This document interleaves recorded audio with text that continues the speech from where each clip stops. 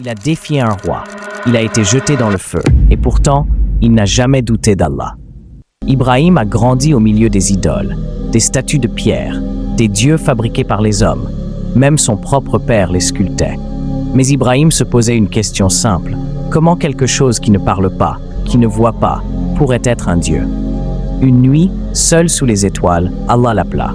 Ibrahim se prosterna et dit « Je me soumets au Seigneur de l'univers ». Dès ce jour, sa vie changea. Il appela son peuple à la vérité, avec douceur, avec patience, mais ils refusèrent d'écouter. Alors Ibrahim brisa leurs idoles, toutes sauf une. Quand ils l'accusèrent, il répondit « Demandez à la plus grande ». Silence. Ils comprirent, mais l'orgueil prit le dessus.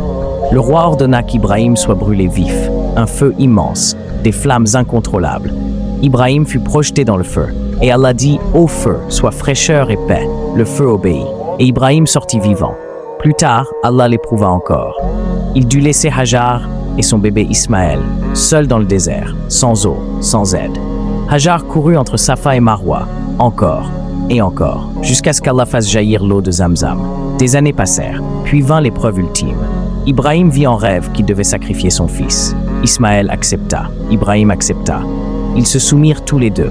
Au dernier instant, Allah remplaça Ismaël par un bélier. Enfin, Ibrahim et son fils bâtirent la Kaaba, et Allah appela l'humanité au Hajj. Aujourd'hui encore, des millions répondent à cet appel. L'histoire d'Ibrahim n'est pas seulement un récit, c'est une leçon de foi, de patience. Partage cette belle histoire